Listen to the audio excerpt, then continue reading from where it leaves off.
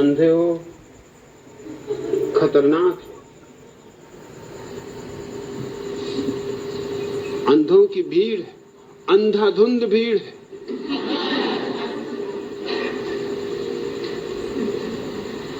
और कोई अंधा आदमी ये पसंद नहीं करता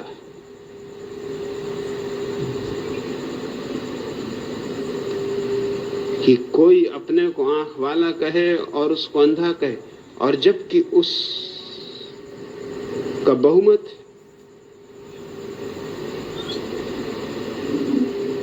वैसा हुआ।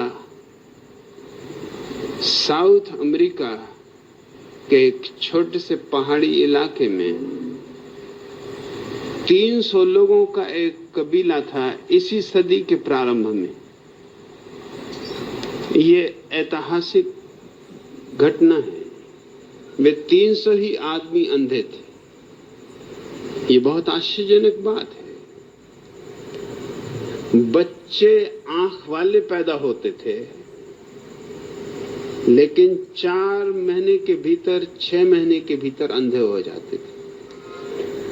उस इलाके में एक मक्खी है जिसके काटने से बच्चे अंधे हो जाते। अगर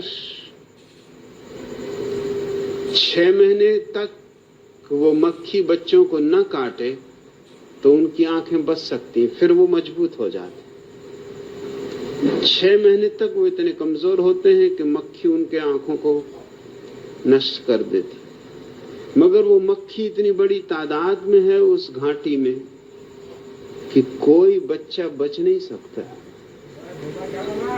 एक वैज्ञानिक ने जब ये खबर सुनी तो वो खोज में गया कि बात क्या है, क्योंकि 300 आदमी पूरे के पूरे अंधे हों, ये अचंभा है। और उसने अध्ययन किया और देखा कि हर बच्चा आंख वाला पैदा होता, लेकिन जब तक वो आंख वाला होता है तब तक बोल नहीं सकता। और 6 महीना लंबा समय, और मक्खी बहुतायत से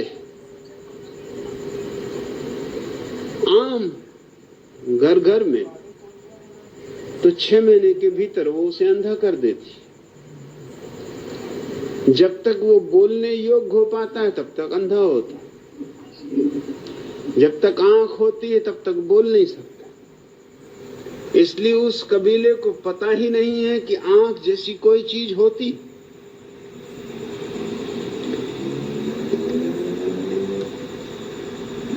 इस वैज्ञानिक युवक को भी मक्खी काटती थी, लेकिन ये तो 6 महीने से बहुत आगे जा चुका था। इस पे मक्खी के जहर का कोई असर नहीं होता था। और इसने निर्णय किया कि किसी भी तरह इस मक्खी को नष्ट करना है। और ये चकित हुआ देख के कि ये 300 अंधे लोग बिना आंखों के भी काम चला लेते, छोटी मोटी खेतीबाड़ी भी कर लेते, अपने भोजन के लायक इंतजाम भी कर लेते, कठिनाई से और मुश्किल से। मगर अगर यही जिंदगी है तो किया भी क्या जा सकता है। हम सब भी यही कर रहे हैं। कितनी ही मुश्किल हो, कितनी ही परेशानी हो, कितनी ही झंझट हो, करें भी तो क्या करें, यही जिंदगी है। और चारों तरफ सभी लोग इसी जिंदगी में जी रहे हैं।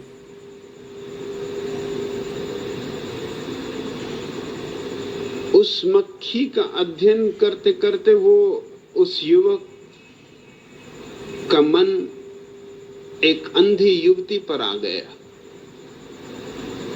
सुंदर थी, सिर्फ आंखें न थी।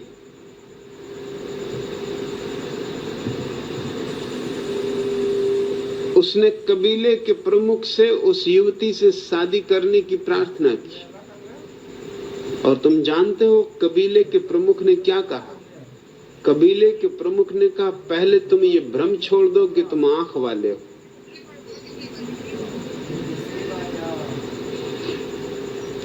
क्योंकि ये बात न कभी देखी न कभी सुनी।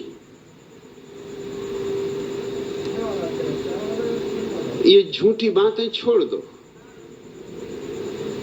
विवाह की आज्ञा मिल सकती है, लेकिन एक ही शर्त पर कि हम जिन्हें तुम आंखें कहते हो उन्हें फोड़ देंगे।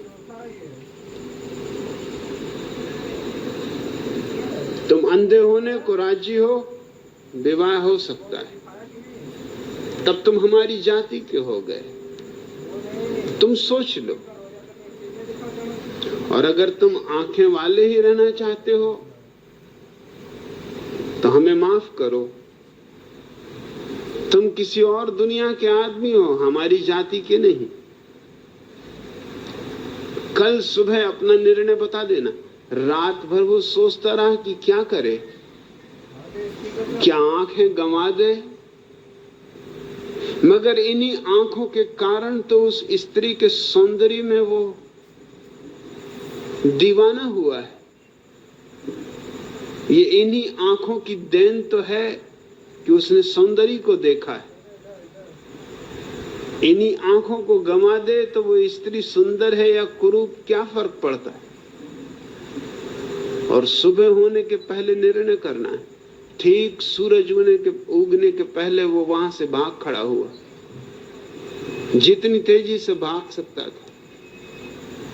कबीला उसका पीछा कर रहा था कि पकड़ो उसे, वो भाग न जाए, क्योंकि वो बाहर जाकर लोगों को ये झूठी खबर देगा कि मैं आंख वाला हूं और दूसरे लोग अंधे।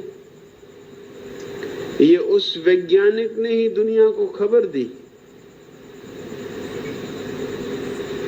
दूसरे वैज्ञानिक गए, धीरे धीरे मक्खी को समाप्त किया। अब बच्चे वहां भी आंख वाले हैं। वो 300 लोग जो इस सदी के पहले चरण में आंख वाले थे, अंधे थे, मर चुके, बूढ़े हो चुके, समाप्त हो चुके। अब वो कबीला विलीन हो गया, अब सब आंख वाले। लेकिन अंधों के बीच ये कहना कि मैं ही अकेला आंख वाला हूं और तुम सब अंधे हो,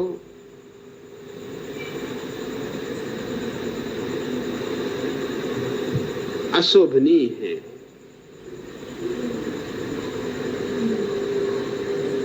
अशिष्ट है। तुम्हारी बात मैंने समझी, लेकिन तुम भी मेरी बात समझो।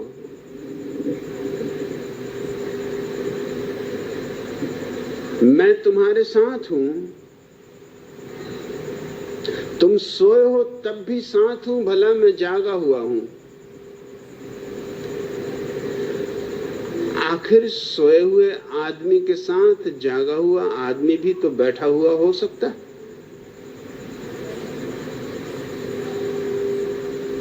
और सोए हुए आदमी में और जागे हुए आदमी में फर्क ही क्या होता है? बड़ा जरा सा फर्क होता है कि सोए हुए आदमी की आंख खुल जाए तो वो भी जाग जाए। लेकिन सोए हुए लोगों के बीच रह के ये बेहतर है कि तुम कम से कम ये ढोंग ही करते रहो कि तुम भी सोए हुए हो। नाहक उन्हें नाराज ना करो, उनकी भीड़ है, उनका समाज है, उनकी दुनिया है, तुम अकेले हो। और सवाल इसका नहीं है, सवाल इसका है कि उन्हें जगाना है। इसलिए दुश्मनी पैदा नहीं करनी है, दोस्ती पैदा करनी। इसलिए नहीं कहता कि तुम अंधे हो, इसलिए कहता हूं कि हम अंधे हैं। मगर वही कह सकता है कि हम अंधे हैं जिसके पास आंखें हों। अंधा आदमी तो ये भी नहीं कह सकता कि मैं अंधा हूं। तुमने कभी शायद इस पे सोचा भी ना हो, या सोचा भी होगा तो गलत सोचा होगा। लोग समझते हैं कि अंधे आदमी को अंधेरा ही अंधेरा दिखाई देता होगा। तुम गलती में हो। अंधे आदमी को अंधेरा भी दिखाई नहीं देता। अंधेरा देखने के लिए भी आंखें चाहिए। तुम आंख बंद करते हो तो तुम्हें अंधेरा दिखाई देता है, क्योंकि तुम्हारे पास आंख है। रोशनी तुमने देखी है, इसलिए अंधेरा भी दिखाई देता है। अंधे आदमी को कुछ भी दिखाई नहीं देता, उसके पास आंख ही नहीं है, ना अंधेरा न रोशनी।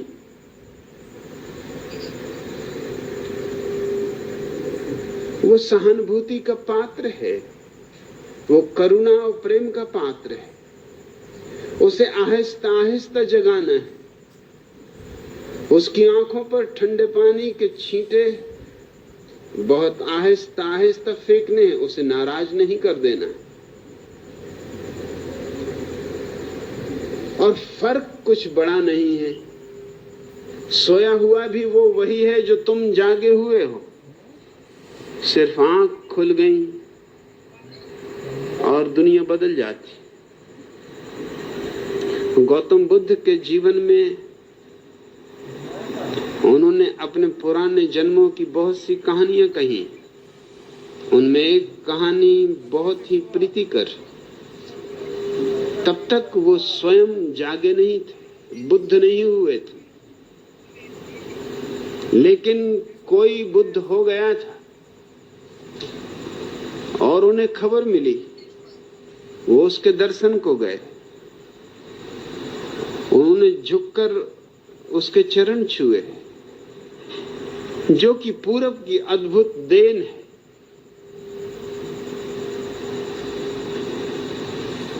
पूरब ने बहुत कुछ दुनिया को दिया है जिसकी कोई कीमत नहीं करता। उस तरह के आदमी को यूनान में जहर दिया जाता, जूदिया में फांसी पे लटकाया जाता, अरब में टुकड़े टुकड़े करके काट दिया जाता। हिंदुस्तान ने बहुत कुछ दुनिया को दिया है जो अद्भुत है। यहां अंधे आदमी को भी इतनी सहनशीलता दी है कि वह आंख वाले के पैर छूने को राजी, और इसमें अपमान अनुभव नहीं करता, बल्कि गौरव अनुभव करता है। अनुभव करता है कि मैं महिमा मंडित हूं कि एक आंख वाले आदमी के पैर छूने का मुझे अवसर मिला। नहीं सही मेरी आंखें, मगर कोई आंख वाला था जिसके मैंने पैर तो छुए। ये भी क्या कम है। बुद्ध ने पैर छुए और जैसे ही वो खड़े हुए तो हैरान हो गए। वो व्यक्ति, वो महापुरुष जो जाग चुका था, वो झुका और उसने सोए हुए आदमी के पैर छुए। बुद्ध ने कहा, आप ये क्या करते? ये कैसा पाप आप मेरे ऊपर थोप रहे हैं? आप जागृत हैं, मैं आपके पैर छूं, ये मेरा सौभाग्य है। लेकिन आप मेरे पैर छूकर मुझे किस नरक में ढकेल रहे हैं? उस बुद्ध पुरुष ने कहा था, नरक में नहीं ढकेल रहा हूं, कल तक मैं भी तुम्हारी ही तरह सोया हुआ था, आज जाग गया हूं। आज तुम सोए हुए हो, कल तुम भी जाग जाओगे। मुझ में और तुम में बुनियादी रूप से कोई अंतर नहीं। जो अंतर है बहुत ऊपरी, बहुत मामूली है। वो अंतर मामूली है, यही बताने के लिए मैं तुम्हारे पैर छू रहा हूं। मैं तुम्हारे अंधेपन के पैर नहीं छू रहा हूं, मैं तुम्हारे भविष्य के, जब तुम भी जाग जाओगे, उस स्वर्ण दिन के, उस स्वर्ण प्रभात के पैर छू रहा हूं। और इसलिए भी ताकि तुम्हें याद रहे कि जाग के भूल मत जाना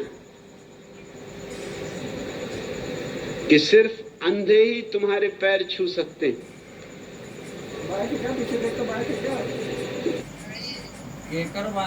बुद्ध जी क्यों